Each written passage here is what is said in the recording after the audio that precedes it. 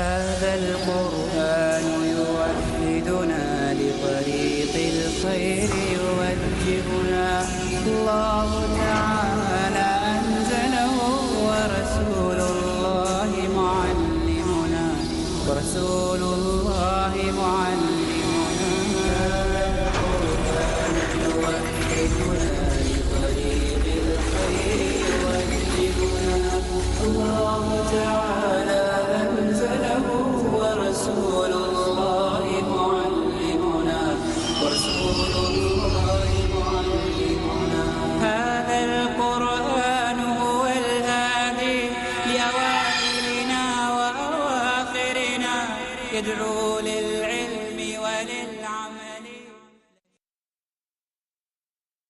ناظرین کرام، السلام علیکم ورحمۃ اللہ وبرکاتہ. پیس ٹی وی اردو میں آپ سبھی حضرات کا پرتپاک خیر مقدم ہے. میں جلال الدین قاسمی آپ سے مخاطب ہوں، اور آج کی اس نشست میں میں قرآن حکیم کی ایک سورہ انعام کی 3 آیات، آیت نمبر 151، آیت نمبر 152 اور آیت نمبر 153، ان 3 آیات کی تفسیر پیش کرنا چاہتے ہیں. سب سے پہلے ان تینوں آیات کی قرات میں آپ کے سامنے پیش کر دوں. اعوذ باللہ من الشیطان الرجیم، بسم اللہ الرحمن الرحیم.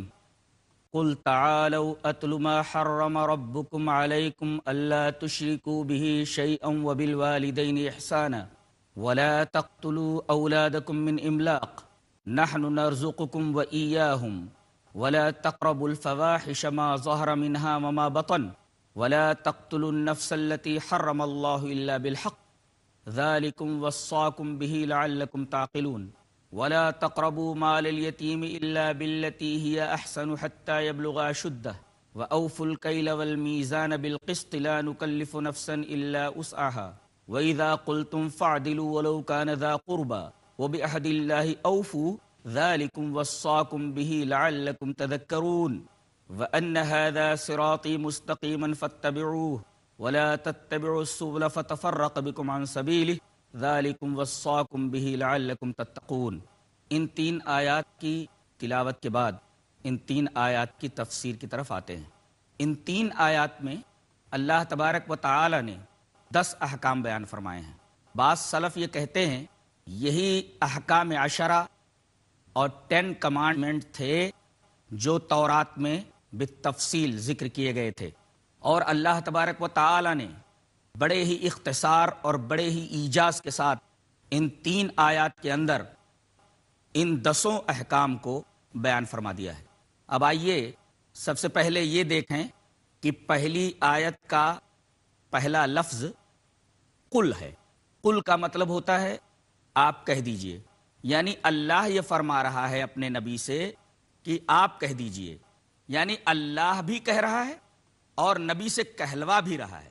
پتہ یہ چلا کہ بات بہت ہی اہم ہے، تبھی تو اللہ خود کہنے کے بعد اپنے نبی سے کہہ رہا ہے آپ بیان کیجئے. اس کے بعد یہ فرمایا گیا تعالو، تم لوگ آ جاؤ. ناظرین کرام، عربی میں آنے کے لیے کئی الفاظ استعمال کیے جاتے ہیں. ایک لفظ ہے جاء، یہ بھی آنے کے معنی میں ہے، یعنی ٹو کم. یہ کہاں استعمال ہوتا ہے؟ یہ واقع شدہ امر کے لیے استعمال کیا جاتا ہے کہ وہ کام واقع ہو گیا ہے، جیسے وہ آ گیا یعنی کام واقع ہو گیا. دوسرا لفظ آنے کے لیے استعمال کیا جاتا ہے عطا. عطا کا لفظ ہے اسی چیز کے نتیجے میں آنا. ناظرین کرام، اسی وجہ سے عربی میں مکھن کو اتوا کہتے ہیں. ظاہر ہے کہ مکھن دودھ کو متھنے کے بعد دودھ کے متھنے کے نتیجے میں آتا ہے، اسی وجہ سے اس کو اتوا کہا جاتا ہے. ایک لفظ اور بھی ہے حیتا، یہ بھی آنے کے معنی میں آتا ہے.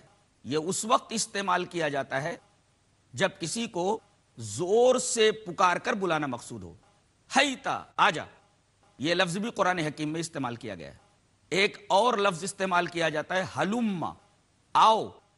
یہ کہاں استعمال ہوتا ہے؟ جب کسی کو بار بار پکارنا ہو، آؤ آؤ، ہلما. اسی طرح عربی میں تعالو کا لفظ بھی اس وقت استعمال کیا جاتا ہے جب کسی کو بلا کر کے کوئی بہت ہی اہم بات کرنی یا کہنی مقصود ہو. یہاں لفظ تعالو استعمال کیا گیا ہے، جس سے یہ پتہ چلتا ہے کہ اللہ تبارک و تعالی اپنے نبی سے یہ کہتا ہے کہ تم کہو آؤ. اب آنے کے بعد جو باتیں بتائی جانے والی ہیں وہ بے حد عظیم الشان اور بہترین ہیں، شاندار ہیں، محتم بالشان ہیں. تو آؤ، آپ کہیے آؤ. اس کے بعد اتلو، اب تم لوگ آ گئے تو اب میں تم کو یہ بتاؤں. ناظرین کرام، عربی میں کہنے کے لیے، پڑھنے کے لیے کئی الفاظ استعمال کیے جاتے ہیں. اس میں سے ایک قرات ہے، پڑھنا، اور ایک ہے تلاوت کرنا، تلا یتلو. لیکن پڑھنے اور تلاوت کرنے میں بہت فرق ہے. تلا یتلو کا مطلب ہوتا ہے کہ بار بار اس کو دہراتے رہیے، بار بار اس کو پڑھتے رہیے. اس کا مطلب ایک مرتبہ آپ قرآن پڑھ لیجئے تو کافی نہیں ہے، بلکہ قرآن حکیم ایسی کتاب ہے جو تلاوت کے لائق ہے، یعنی بار بار پڑھے جانے کے لائق ہے. تو آئیے میں بار بار تمہیں یہ بتاؤں، بار بار تم لوگوں کو یہ بات بتاؤں. پہلی بات کیا ہے جو میں بتانا چاہتا ہوں، جو میں کہنا چاہتا ہوں، وہ یہ ما حرم ربکم علیکم، کہ اللہ تبارک و تعالی نے تم پر کیا چیز حرام کر دی ہے، تمہارے رب نے تمہارے اوپر کون سی چیز حرام کر دی ہے. ناظرین کرام، پہلے حرام کا معنی سمجھ لیں کہ حرام کس کو کہتے ہیں. عربی میں حرام کا لفظ المنع الشدید کے معنی میں آتا ہے، یعنی جس کام کو سختی سے نہ کرنے کے لیے کہا گیا ہو، سختی سے جس کام سے روکا گیا ہو، اس کام کو حرام کام کہتے ہیں. یعنی ہر وہ کام حرام ہے جس کو اللہ تبارک و تعالی نے سختی سے نہ کرنے کے لیے کہا ہے. عرب والے اپنی مرضی سے جس چیز کو چاہتے تھے حرام کر دیتے تھے اور جس چیز کو چاہتے تھے حلال کر لیتے تھے. یہاں اللہ تبارک و تعالی نے اپنی ربوبیت کا حوالہ دیتے ہوئے یہ کہا، یہ فرمایا کہ تم کسی چیز کو حرام کر لیتے ہو، تم کسی چیز کو حلال کر لیتے ہو، تمہیں کیا معلوم کہ کس چیز کے اندر تمہارے لیے فائدہ ہے اور کس چیز میں تمہارے لیے نقصان ہے. میں تمہارا رب ہوں. جس طریقے سے ماں باپ جو بچے کے مربی ہوتے ہیں، گارجین، یہ کبھی نہیں چاہیں گے کہ اپنے بچے کو کوئی مضر چیز استعمال کرنے کے لیے دیں. ہمیشہ ان کو وہی چیز کرنے کے لیے کہیں گے یا استعمال کرنے کے لیے دیں گے جو بچے کے حق میں مفید ہو. اسی طریقے سے اللہ تبارک و تعالی بھی، تمہارے ماں باپ تو مربی ہیں، وہ رب ہے، اس کو معلوم ہے کہ تمہارے لیے کیا چیز نقصان دہ ہے اور کیا چیز فائدہ مند ہے. تمہارے لیے جتنی چیزیں فائدہ مند تھیں وہ حلال کر دی ہیں، اور تمہارے لیے جتنی چیزیں نقصان دہ تھیں، مضر تھیں، ان کو حرام کر دیا ہے. یہ اس کی ربوبیت کا تقاضا تھا، اسی وجہ سے یہاں ربوبیت کا حوالہ دیا گیا. ما حرم ربکم علیکم، تمہیں یہ اختیار نہیں کہ کسی چیز کو حلال کرو اور کسی چیز کو حرام کرو. حضرت امام ابو داؤد رحمہ اللہ نے ابو داؤد شریف کے اندر ایک حدیث نقل فرمائی ہے جو حضرت ابن عباس رضی اللہ تعالی عنہما سے مروی ہے. حدیث اس طرح، وان ابن عباس رضی اللہ تعالی عنہما قال کان اہل الجاہلیت یاکلون اشیاء ویترکون اشیاء تقذرا فبعث اللہ تعالی نبیہ وانزل کتابہ واحل حلالہ وحرم حرامہ فما احل فهو حلال وما حرم فهو حرام وما سکت عنہ فهو عفو. رواہ ابو داؤد فی کتاب الاطعمہ. حضرت امام ابی داؤد اس حدیث پاک کو ایسے کتاب الاطعمہ کے اندر لائے ہیں. حضرت عبداللہ ابن عباس رضی اللہ تعالیٰ عنہما فرماتے ہیں کہ جاہلیت کے لوگ کچھ چیزوں کو کھاتے تھے اور کچھ چیزوں کو وہ کراہت کی وجہ سے، طبیعت کی ناپسندیدگی کی وجہ سے چھوڑ دیتے تھے. یعنی خود ہی کسی چیز کو حلال کر لیتے تھے اور خود ہی کسی چیز کو حرام کر لیتے تھے. تو اللہ تبارک و تعالیٰ نے اپنے نبی کو بھیجا، اپنی کتاب نازل فرمائی، اور اس میں جو چیز حلال کی وہ حلال اور جو چیز حرام کی وہ حرام، اور جس چیز سے سکوت فرما لیا، اس کو واضح نہیں کیا، اس کو بیان نہیں فرمایا، وہ معفو عنہ ہے. یہ حدیث پاک بتاتی ہے کہ انسانوں کو کسی چیز کے حلال اور حرام کرنے کا قطعاً اختیار نہیں ہے. حلال اللہ ہی کرے گا، حرام اللہ ہی کرے گا. اس سلسلے میں نبی کریم صلی اللہ علیہ وسلم کی ایک حدیث قابل غور ہے. ناظرین اکرام، یہاں وقت ہو گیا ہے چھوٹے سے بریک کا. ہم انشاءاللہ آپ کی خدمت میں جلد ہی حاضر ہوتے ہیں. القرآن هو الهادي. ناظرین کرام، السلام علیکم ورحمۃ اللہ وبرکاتہ. احکام عشرہ کی تفصیل لے کر ہم آپ کی خدمت میں پھر حاضر ہو رہے ہیں. بات یہاں تک پہنچی تھی، حضرت امام ابی داؤد رحمہ اللہ نے ابو داؤد شریف کے اندر ایک حدیث نقل فرمائی ہے جو حضرت ابن عباس رضی اللہ تعالی عنہما سے مروی ہے. حدیث اس طرح: وان ابن عباس رضی اللہ تعالی عنہما قال کان اہل الجاہلیت یاکلون اشیاء ویترکون اشیاء تقذرا فبعث اللہ تعالی نبیہ وانزل کتابہ واحل حلالہ وحرم حرامہ فما احل فهو حلال وما حرم فهو حرام وما سکت عنہ فهو عفو. رواہ ابو داؤد فی کتاب الاطعمہ. حضرت امام ابی داؤد اس حدیث پاک کو ایسے کتاب الاطعمہ کے اندر لائے ہیں. حضرت عبداللہ ابن عباس رضی اللہ تعالیٰ عنہما فرماتے ہیں کہ جاہلیت کے لوگ کچھ چیزوں کو کھاتے تھے اور کچھ چیزوں کو وہ کراہت کی وجہ سے، طبیعت کی ناپسندیدگی کی وجہ سے چھوڑ دیتے تھے. اللہ تبارک و تعالی جس چیز کو حرام کر دے وہی حرام ہے، اور جس چیز کو حلال کر دے وہی حلال ہے. انسان کو یہ اختیار نہیں ہے کہ وہ کسی چیز کو اپنی طرف سے حلال کرے اور کسی چیز کو اپنی طرف سے حرام کرے. اس سلسلے میں نبی کریم صلی اللہ علیہ وسلم کی ایک اور حدیث ہم آپ کے سامنے پیش کرنے کی سعادت حاصل کر رہے ہیں. حدیث اس طرح: وان عدی بن حاتم رضی اللہ تعالی عنہ قال اتیت النبی صلی اللہ علیہ وسلم وفی عنقی صلیب من ذہب فقال یا عدی اطرح عنک هذا الوثن وسمعته يقرأ في سورة براءة اتخذوا أحبارهم ورهبانهم أربابا من دون الله فقال أما إنهم لم يكونوا يعبدونهم ولكنهم كانوا إذا أحلوا لهم شيئا استحلوه وإذا حرموا عليهم شيئا حرموه. رواہ الترمذی فی کتاب التفسیر. ناظرین کرام، امام ترمذی رحمہ اللہ اس پوری حدیث کو اپنی حدیث کی کتاب ترمذی میں کتاب التفسیر کے اندر لائے ہیں. راوی مشہور صحابی حاتم کے بیٹے حضرت عدی رضی اللہ تعالیٰ عنہ ہیں. وہ ابھی عیسائی تھے، ابھی اسلام انہوں نے قبول نہیں کیا تھا.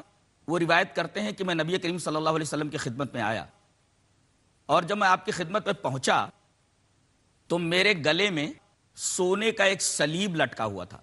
نبی کریم صلی اللہ علیہ وسلم نے میرے گلے میں سونے کا وہ سلیب دیکھ کر کے مجھ سے یہ کہا کہ اے عدی، اس بت کو اپنے گلے سے نکال پھینک. اس کے بعد میں نے یہ سنا کہ آپ سورہ توبہ سورہ برات کی یہ آیت کریمہ تلاوت کر رہے ہیں: اتخذوا احبارهم ورهبانهم اربابا من دون اللہ، کہ ان لوگوں نے اپنے علماء کو اور اپنے پیروں کو اللہ کے علاوہ رب بنا لیا ہے. حضرت عدی فرماتے ہیں میں نے حیرت سے کہا کہ اے اللہ کے رسول، ہم لوگ تو اپنے علماء کی اور اپنے پیروں کی عبادت نہیں کرتے، تو اللہ تبارک و تعالی نے یہ کیوں کہا کہ انہوں نے اپنے علماء کو اور اپنے پیروں کو اللہ کے علاوہ رب بنا لیا ہے؟ تو رسول اللہ صلی اللہ علیہ وسلم نے فرمایا کہ اگرچہ تم ان کے آگے قیام نہیں کرتے، ان کے سامنے سجدہ نہیں کرتے، ان کے سامنے اور آداب عبادات نہیں بجا لاتے، لیکن ایک کام تو کرتے ہی ہو نا. کہا کہ وہ کون سا کام ہے؟ کہا کہ جب تمہارے علماء اور تمہارے پیر کسی چیز کو حلال کر دیتے ہیں، حلال کہہ دیتے ہیں، تو تم لوگ اس کو بلا تحقیق حلال سمجھ لیتے ہو، اور تمہارے علماء اور تمہارے پیر کسی چیز کو اگر حرام کہہ دیتے ہیں تو بلا تحقیق اس کو حرام مان لیتے ہو. یہ بات تمہارے اندر ہے یا نہیں ہے؟ حضرت عدی نے کہا کہ اللہ کے رسول، یہ بات تو ہمارے اندر پائی جاتی ہے، یہ بات تو صحیح ہے. تو اللہ کے رسول صلی اللہ علیہ وسلم نے ارشاد فرمایا یہی تو ان کو رب بنانا ہے. ناظرین کرام، اس حدیث پاک سے یہ بات معلوم ہوئی کہ حلت اور حرمت کا پورا اختیار صرف اور صرف اللہ تبارک و تعالیٰ کو ہے. کسی عالم کو، کسی پیر کو، کسی فقیر کو، کسی درویش کو قطعاً یہ حق نہیں پہنچتا کہ وہ کسی چیز کو حلال کرے اور کسی چیز کو حرام کرے. یہاں تک کہ نبی کریم صلی اللہ علیہ وسلم کو بھی بغیر اللہ کی اجازت کے کسی چیز کو حلال کرنے کا اور کسی چیز کو حرام کرنے کا اختیار نہیں ہے.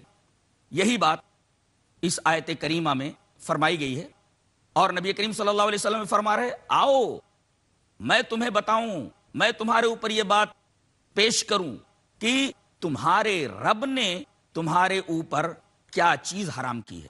پہلی چیز جو اللہ تبارک و تعالیٰ نے حرام کی ہے اس کو بیان فرمایا، اللہ تشرکو بہ شیئا، کہ اللہ کے ساتھ تم کسی کو شریک نہ کرو. یعنی حرام کردہ چیزوں میں سب سے بڑی جو حرمت کی چیز ہے، سب سے ممنوع چیز جو ہے وہ شرک ہے، اور اللہ تعالیٰ نے اسے حرام قرار دیا ہے. اب اگر کوئی اس کو اپنے لیے حلال کر لے تو اللہ تبارک و تعالیٰ اس کے اوپر جنت کو حرام کر دیتا ہے.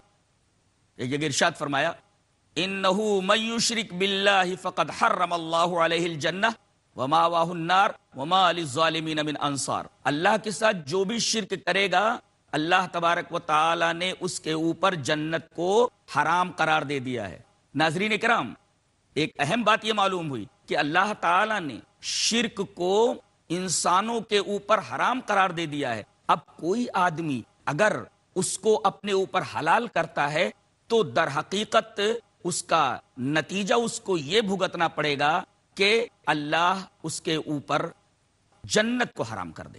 اس نے اپنے اوپر شرک کو حلال کر لیا تو اللہ تبارک و تعالیٰ نے اس کے اوپر جنت کو حرام قرار دے دیا. تو پہلی چیز جو محرمات کے دائرے میں آتی ہے، حرام کردہ چیزوں کے دائرے میں آتی ہے، وہ شرک ہے. اس سے بڑا کوئی گناہ نہیں اور اس سے بڑی ممنوع چیز اور کوئی نہیں. دوسری چیز وَبِالْوَالِدَيْنِ احسانا، اللہ تبارک و تعالیٰ نے شرک کے ذکر کے بعد کہ شرک کسی بھی صورت میں جائز نہیں، دوسرا حکم یہ بیان فرمایا ہے کہ والدین کے ساتھ احسان کرو. اب یہاں ٹھہر کر کے ہم احسان کا مطلب سمجھ لیتے ہیں. احسان کس چیز کو کہتے ہیں؟ جواب اس کا یہ ہے کہ احسان ہر چھوٹی بڑی بھلائی کو کہتے ہیں. ہر چھوٹی بڑی بھلائی، ہر چھوٹا بڑا خیر ماں باپ کے ساتھ کیجیے. اور ناظرین کرام، اگر اس ٹکڑے پر آپ غور کریں تو آپ کو ایک حیرت انگیز چیز نظر آئے گی. یہاں والدین کے پہلے لفظ بے لایا گیا ہے. وہ بالوالدین، والدین کے پہلے بے لایا گیا ہے، اور یہ بے مصاحبت کے لیے ہے. یعنی اپنے والدین کو اپنے ساتھ رکھو، اولڈ ہوم کے اندر لے جا کر کے نہ رکھ دو، اپنے سے دور نہ رکھ دو، بلکہ ماں باپ کے ساتھ حسن سلوک اپنے ساتھ رکھ کر کے کرو. ہر چھوٹی بڑی بھلائی ان کے ساتھ کرو، مگر مصاحبت کے ساتھ اپنے ساتھ رکھ کر کے. یہ دوسرا حکم تھا. تیسرا حکم وَلَا تَقْتُلُوا أَوْلَادَكُم مِّنْ إِمْلَاقٍ، اپنے بچوں کو، بطور خاص اپنی بیٹیوں کو تم محتاجی کے اندیشے سے قتل مت کرو. عرب والوں کے ہاں تو یہ عام رواج تھا کہ چونکہ بیٹیاں جنگ نہیں کر سکتی تھیں، لڑائی نہیں کر سکتی تھیں، مال نہیں کما سکتی تھیں، لہذا انہیں زمین کا بوجھ سمجھا جاتا تھا اور انہیں زندہ درگور کر دیا جاتا تھا. اللہ تبارک و تعالی نے ان کی اس حرکت شنیعہ کے اوپر تنقید کرتے ہوئے فرمایا کہ تم اپنی بیٹیوں کو زندہ درگور کیوں کرتے ہو؟ اسی وجہ سے نا کہ یہ تمہارے گھر میں بیٹھ کر کے تمہاری کمائی کھائیں گی اور تم محتاج ہو جاؤ گے. ناظرین کرام، املاق کا مطلب محتاجی نہیں ہوتا. املاق کا مطلب ہوتا محتاجی کا اندیشہ، کہ مال جو موجود ہے وہ کسی کو دینے کی وجہ سے، کسی کے اوپر خرچ کرنے کی وجہ سے ختم ہو جائے گا. اسی وجہ سے عربی کا محاورہ ہے املق الدہر، زمانے نے آدمی کے پاس جو مال تھا اس کے ہاتھ سے مال نکال دیا. مال کا ہاتھ سے نکل جانا، اس کے اوپر املاق کا اطلاق ہوتا ہے. اردو میں اس کا ترجمہ آپ کر لیں محتاجی کا اندیشہ، کہ اگر ہم بیٹیوں کے اوپر خرچ کریں گے تو مال موجود رفتہ رفتہ ختم ہو جائے گا اور ہم محتاج ہو جائیں گے. اس محتاجی کے اندیشے سے اپنی اولاد کو، خاص طور سے اپنی بچیوں کو قتل مت کرو. ناظرین کرام، بڑی حیرت انگیز بات ہے کہ عرب والے تو جاہلیت پسند تھے، جہالت میں ڈوبے ہوئے تھے، وہ بچیوں کو زندہ درگور کرتے تھے، لیکن جب وہ پیدا ہو جاتی تھی تب. لیکن آج جس دور کو ہم ترقی یافتہ دور کہتے ہیں زمانے نے بڑی ترقی کر لی ہے، لوگ پہلے سے زیادہ ذی علم ہو گئے ہیں، سائنس بہت زیادہ ترقی کر چکی ہے، لیکن میں یہ کہوں تو بے جانا ہوگا، آج جاہلیت میں ان عربوں سے زیادہ ہم لوگ مبتلا ہیں. وہ بچیاں پیدا ہو جاتی تھی تب درگور کرتے تھے، اور ہم لوگ بچی پیٹ میں ہوتی ہے تبھی اس کو مارنے کا پلان کرتے رہتے اور اس کو مار دیتے۔ حکم دیا گیا وَلَا تَقْتُلُوا أَوْلَادَكُم مِّنْ إِمْلَاقٍ، محتاجی کے اندیشے سے اپنی اولاد کو قتل مت کرو، خاص طور سے اپنی بیٹیوں کو۔ اور یہ اتنا بڑا گناہ ہے۔ ناظرین کرام، ایک حدیث کے تناظر میں اس گناہ کا جائزہ لیتے ہیں۔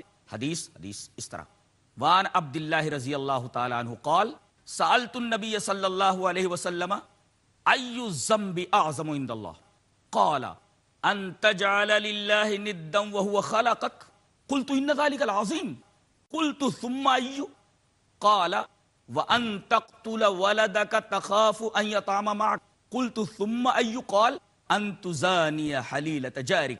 رواہ البخاری فی کتاب التفسیر۔ حضرت امام بخاری رحمۃ اللہ علیہ اس حدیث پاک کو ایسے ہی کتاب التفسیر کے اندر لائیں۔ ترجمہ اس حدیث پاک کا کیا ہے؟ حضرت عبداللہ۔ ناظرین اکرام، جب بھی عبداللہ کا لفظ بولا جائے اور آگے ابنیت نہ ہو تو اس سے عبداللہ ابن مسعود مراد ہوتے ہیں۔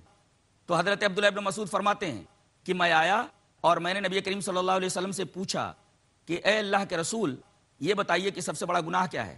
آپ نے فرمایا کہ تو اللہ کے ساتھ کسی کو شریک ٹھہرائے جبکہ اللہ تبارک و تعالیٰ تیرا خالق ہے۔ پھر میں نے کہا یہ تو بڑی عجیب بات ہے، یہ تو بڑی عظیم چیز ہے۔ پھر میں نے یہ پوچھا کہ اے اللہ کے رسول، شرک کے بعد سب سے بڑا گناہ کیا؟ تو آپ نے فرمایا وَأَن تَقْتُلَ وَلَدَكَ تَخَافُ أَن يَطْعَمَ مَعَكَ، شرک کے بعد سب سے بڑا گناہ یہ ہے کہ تو اپنی اولاد کو، خاص طور سے اپنی بیٹی کو، اس خوف سے قتل کر دیتے ہو تیرے ساتھ کھائے گی۔ پھر میں نے آپ صلی اللہ علیہ وسلم سے پوچھا کہ اللہ کے رسول، تیسرے نمبر پہ سب سے بڑا گناہ کون سا ہے؟ تو آپ نے فرمایا کہ اپنی پڑوسن کے ساتھ یا اپنے پڑوسی کی بیوی کے ساتھ بدکاری کرنا۔